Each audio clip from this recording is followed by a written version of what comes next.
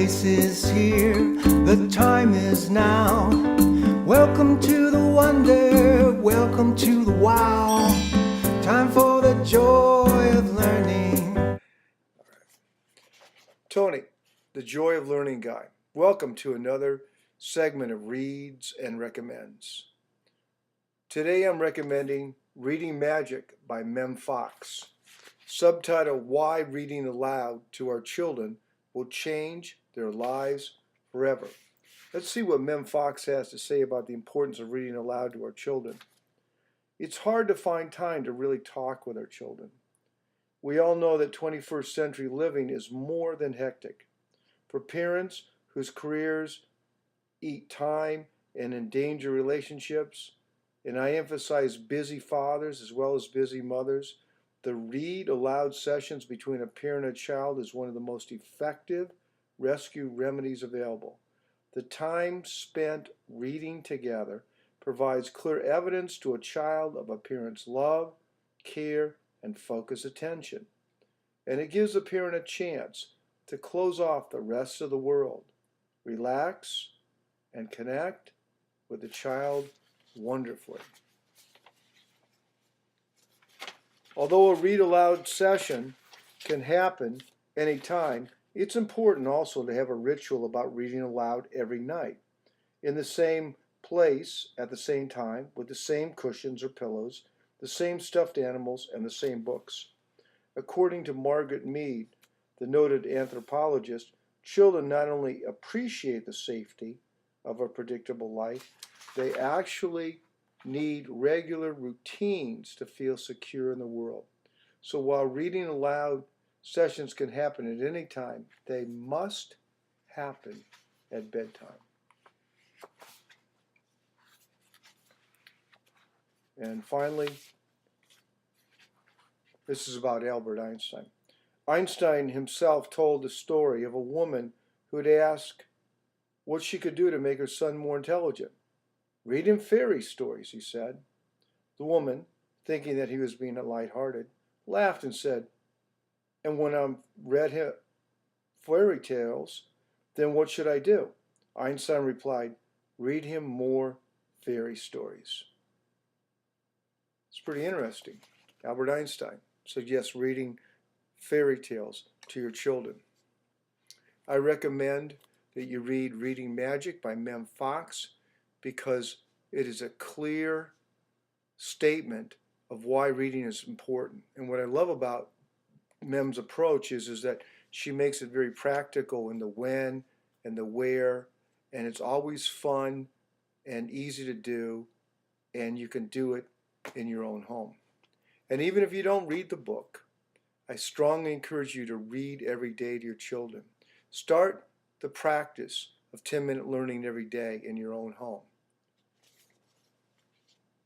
Create a ritual of bedtime reading with your children. Make it a familiar, family, fun time. The joy is in the doing. Hi, Tony Pfeiffer, the Joy of Learning guy. Welcome to another segment of Reads and Recommends. This segment I'm recommending the Bible. It's a book that I've been reading for over 40 years. It inspires me. It's my primary source of wisdom, and on a daily basis, it challenges me. Let's see what the Bible has to say about parenting. Firstly, Deuteronomy 4:9. It reads, but be careful and guard your soul diligently, so that you do not forget the things which your eyes have seen, and they do not depart from your heart all the days of your life. Rather, make them known to your children and to your grandchildren. Make them known to your children and to your grandchildren. So there's an intergenerational aspect of our guiding our children. The next verse is also in Deuteronomy. This is Deuteronomy 11, verse 19, and it says, and you shall teach them to your children, speaking about them when you sit in your house, and when you journey on the way, and when you lie down, and when you rise up. So there's a ongoing teaching in the home. Our speaking is a teaching. Our values that we communicate to our children are another way of teaching and speaking to our children. it seems that everything we're doing is actually directly or indirectly influencing our children. Next verse, many of you may be familiar with. This is in Proverbs 22, verse 6. It says, "Train up a child according to the way he should go. Even when he is old, he will not depart from it." I'd like to read that one again. "Train up a child according to the way he should go. Even when he is old, he will not depart from it."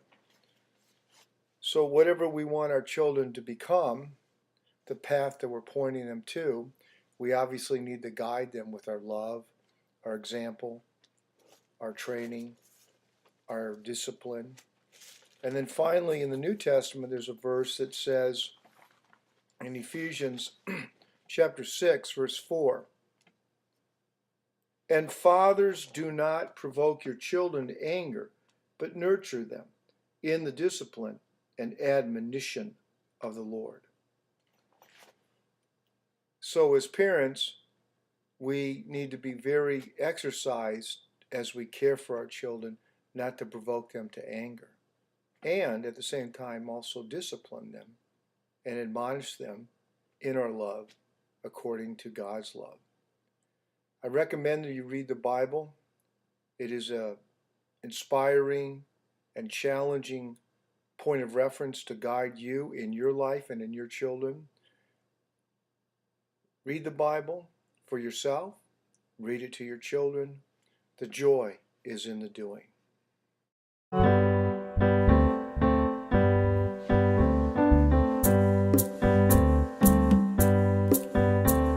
The place is here, the time is now.